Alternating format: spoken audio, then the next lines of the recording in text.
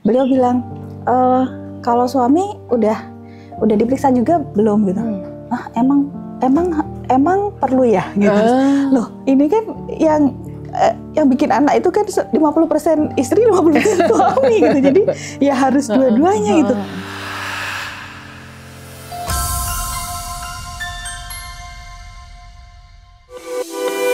Dapatkan novel eksklusif bertanda tangan karya Hanung Rais dan Rangga Almahendra. Klik link di deskripsi. Waktu itu ada nggak sih pemikiran, aduh udah keluar segini, nggak berhasil gitu. Kan pasti takut ya, apalagi kan ini bukan sesuatu yang bisa diambil kembali gitu. Ada nggak pemikiran-pemikiran seperti itu, kalau nanti nggak berhasil sementara sudah mengorbankan tidak hanya dana ya, tapi juga pikiran, waktu, Mbak pergi ke Surabaya, suami bolak-balik seperti itu. Secara manusiawi itu pasti ada nggak kepikiran seperti itu? Kalau sejauh ini kami malah ini Mbak, alhamdulillahnya tuh itu tadi Allah tuh memberikan tuh di saat yang tepat. Jadi ketika kami waktu itu yang pertama ikhtiar, ya alhamdulillah sudah lumayan longgar dari sisi keuangan finansial. Terus juga selain itu banyak bantuan, banyak bantuannya tuh kayak seperti ini. Kami kan di Surabaya nggak ada tempat tinggal, jadi ada kenalan gitu ya, yang pas kami menanyakan waktu itu untuk akomodasi gitu, kita bertanya karena beliau orang Surabaya gitu, di mana ya kira-kira yang sekitaran rumah sakit gitu, minta tolong dong dicariin gitu. Terus beliau menawarkan malah gitu, udah pakai aja tempat saya gitu. Iya. Kan kami awalnya nggak enak gitu kan, tetap aja survei gitu, tapi ternyata pas begitu datang ke ininya beliau gitu, terus ini pakai aja, ini udah nggak pernah dipakai 10 tahun gitu, pakai aja. Jadi alhamdulillah itu salah satu yang meringankan gitu. Karena biaya juga kan keluar kalau seandainya kata harus tinggal di sana. Betul. Persis kan dengan pengalaman saya itu juga dipinjemin teman gitu, ibu. Masya Allah. Ya banyak banget yang nolong Mbak. Jadi benar-benar ya Allah, Masya Allah benar-benar. Tapi ketika yang pertama, kedua itu kan OPU nggak berhasil, ET nggak berhasil, itu kan otomatis ada biaya yang udah keluar. Ada nggak waktu itu perasaan semacam kekecewaan, kok nggak berhasil, kemudian dana kan juga udah keluar, nggak bisa diambil lagi ya, seperti itu.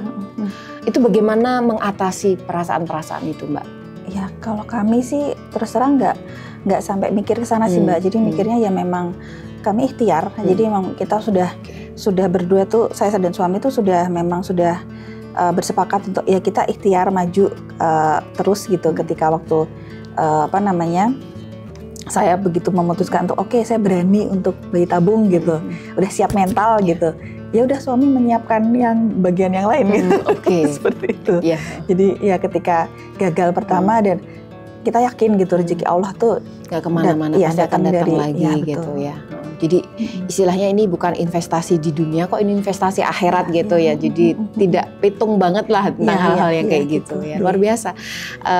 Inspirasi satu lagi nih Mbak, karena kan orang kan kadang ngitung ya gimana pun juga keluar sekian puluh juta, bahkan mungkin 700 juta gitu ya. Tiba-tiba nggak berhasil, itu sebuah pukulan berat biasanya, dan nggak semudah itu mengatasi perasaan kecewa itu ya.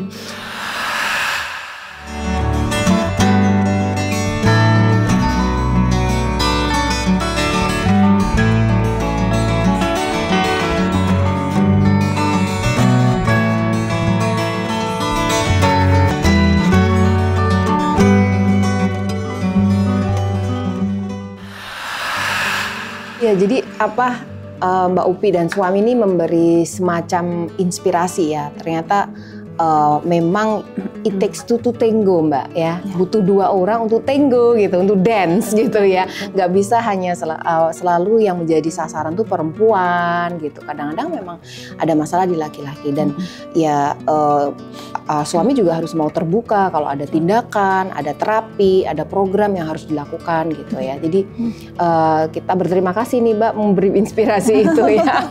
Tapi intinya balik lagi tadi Mbak, kita sekarang ini ketika rekaman bulan masuk minggu ke 34.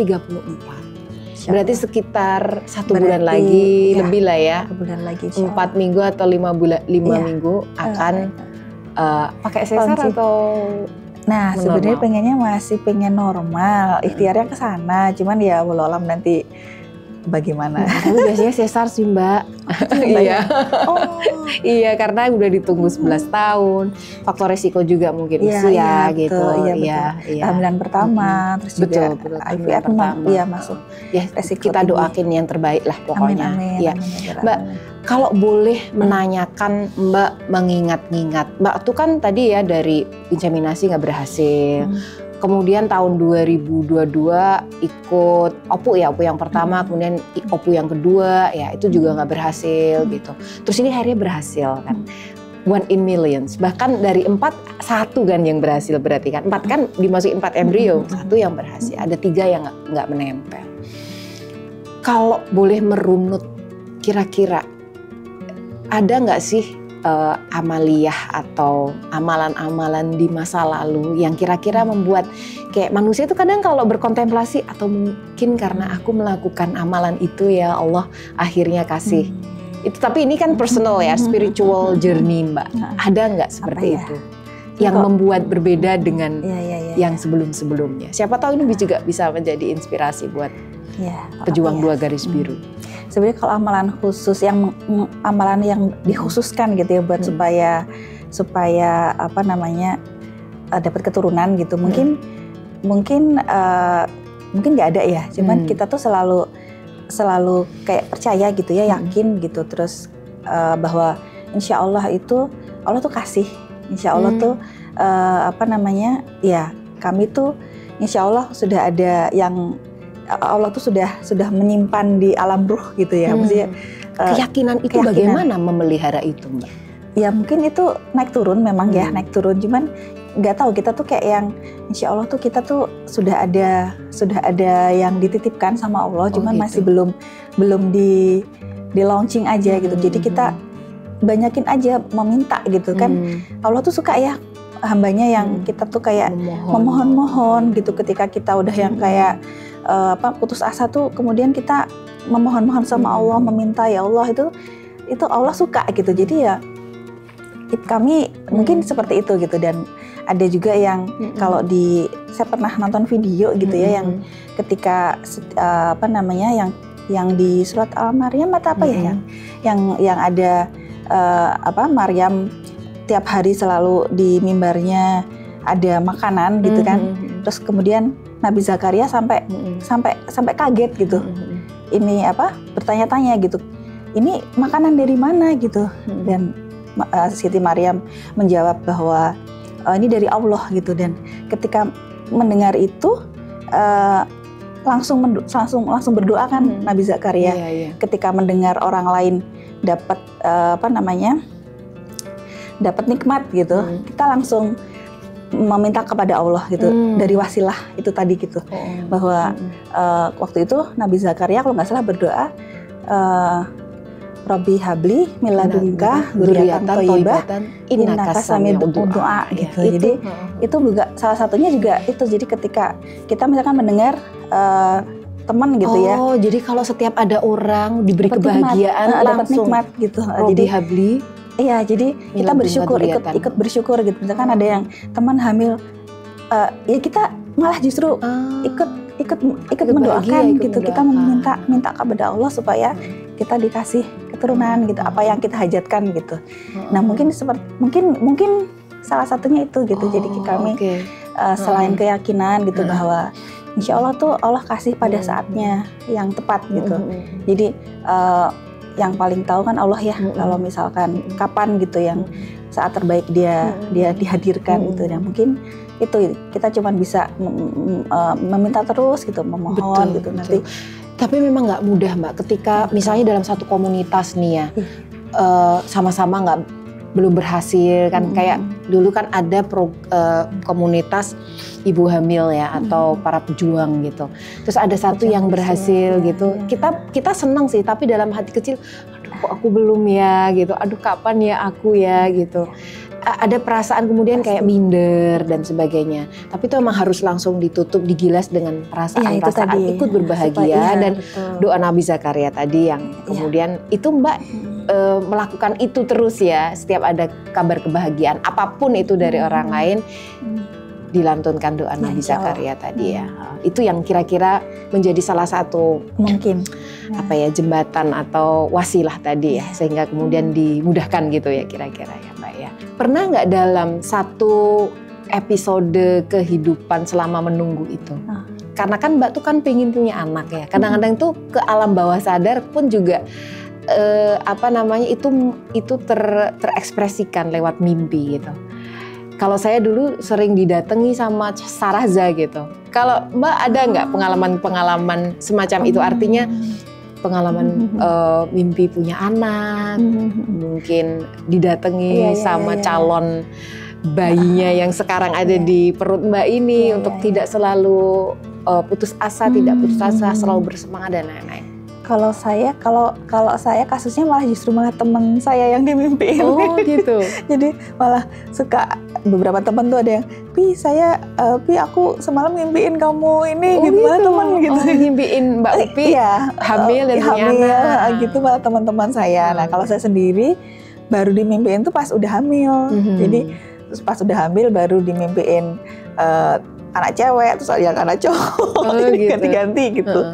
Malah setelah udah hamil. Sudah hamil ya, artinya memberitahu bahwa ini akan insya Allah survive sampai nanti bersalin dan lain-lain. Mungkin ingin memberitahu itu ya, bahwa nggak perlu kan kadang-kadang kalau baru hamil tuh takut, aduh nanti gimana, kemudian dia datang memberitahu jangan terlalu banyak overthinking gitu. Jadi akan berhasil. Jadi bisa memvisualisasikan gitu, ini kayak begini mukanya. Oh gitu ya, lucunya cuman yang pertama cewek loh, yang kedua kok ganti cowok. Meskipun sebetulnya itu kalau secara medis itu sebetulnya bagian dari unconsciousness kita ya, yang kita pendam gitu ya, akhirnya bingung mungkin mau cewek atau cowok gitu, akhirnya muncullah ya, mungkin juga kerinduan juga kali ya, jadi termanifestasi di mimpi itu. Mbak Upi sendiri ya, melihat perjalanan 11 tahun gitu ya, boleh nggak diberitahukan kepada para pejuang 2 garis biru di sana? 11 tahun tuh nggak mudah loh Mbak, kadang banyak yang udah goyang gitu kan. Goyang dalam arti soliditas suami istri gitu. Kemudian memelihara harapan itu loh Mbak. Kan kadang-kadang apalagi Mbak tuh nggak ada kayak tanda-tanda pernah berhasil dalam 11 tahun untuk hamil kan, nggak pernah 2 garis biru gitu ya. Baru 8 bulan yang lalu akhirnya 2 garis biru setelah 11 tahun. Gimana tuh memelihara kayak kita harus solid ya, kita harus bersama gitu. Boleh nggak disampaikan ke para pejuang 2 garis biru? Apa kiat-kiatnya gitu? Ya yang jelas pasti support suami itu yang paling utama. Jadi karena sama kayak kita rumah tangga yang mengarungi bahtera. Jadi kalau misalkan suami goyah gitu ya, nahkodanya goyah, kita pun kan juga pasti ikut goyah, karena di luar perahu itu kan pasti ombaknya tuh kencang banget. Dari sana sini itu tadi gitu ya, dari faktor eksternal gitu. Kalau kitanya nggak kuat, kita sama suami nggak kompak gitu ya, nggak saling satu visi gitu, ya pasti akan saling menyalahkan gitu ya. Jadi ya mungkin nggak bisa sampai sini gitu, nggak bisa sampai kita bisa bertahan gitu, untuk sama-sama sabar, sama-sama berjuang, sama-sama ketika misalkan sayanya terpuruk gitu ya, suami bagian yang menguatkan. Ketika suami juga terpuruk, gantian istri yang kemudian menguatkan. Jadi saling gantian gitu Mbak. Jadi memang pasti sangat tidak mudah selalu gagal terus kemudian nyoba lagi, gagal lagi. Terus belum juga dari luaran dia tekanan dari luar gitu. Yang mungkin tidak tahu ikhtiar kita sejauh apa gitu, tapi sudah ikut nimbrung gitu ya. Terus kasih ini saran ini betul, itu kayak gitu. Ya yang jelas kita harus kompak sama pasangan. Jadi memang harus. Boleh tahu nggak support system dari suami itu ketika down, ketika gagal, itu apa sih yang disampaikan sehingga Mbak bisa bangkit lagi gitu perasaan? Kalau suami tuh nggak memaksa, jadi nggak memaksa saya untuk langsung ibaratnya ya udah terima itu enggak, jadi ya dikasih waktu gitu buat mencerna. Untuk ibaratnya ya ini dulu gitu, apa namanya, dicerna dulu ya memang seperti ini, terus nanti kalau misalkan sudah ibaratnya sudah tanak gitu ya, tanak oke, ya kenyataannya seperti ini, ya gitu. Udah udah kumpul atau udah puas, udah ruang kesendirian, udah puas nangis, puas udah sebuah ini, terus kemudian ya baru kemudian dikasih space gitu, ya itu sangat ini ternyata sangat. Kedua orang tua masih ada Mbak ya? Bapak sudah meninggal ketika saya 11 tahun. Jadi udah lama, udah. Jadi kalau ibu masih ada ya? Ibu alhamdulillah. Bagaimana sehat. dengan support system ibu ya? Karena kan kadang ibu itu juga kalau di kasus saya gitu ya, pengen juga anaknya itu jadi ibu gitu kan, pengen sekali melihat anaknya bahagia, juga punya cita-cita menjadi anaknya juga jadi ibu gitu. Kalau ibu sendiri? Ibu saya kan udah ada cucu yang dari kakak ya.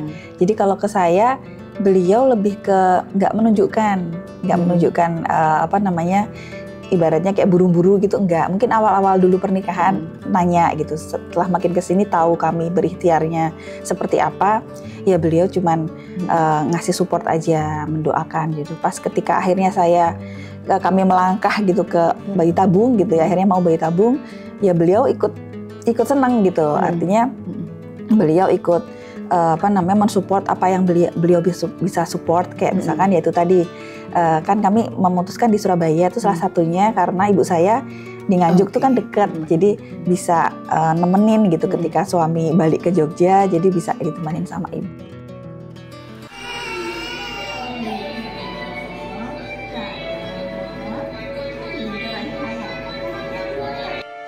Selama masa-masa awal tuh saya support full, jadi memang menyiapkan termasuk support system. Nah itu yang pengalamannya mengubah dari support system menjadi main system. Keputusan menginsist itu kita benar-benar dia kebayang gimana Mbak, anak masih kecil mau disayat gitu kan. Jadi ya Allah, iya gitu. Makanya kita sampai ya nggak bisa sampai ya Allah kok anakku kok gini, kok ini gitu. Aduh nggak tega, nggak mentolo gitu terus.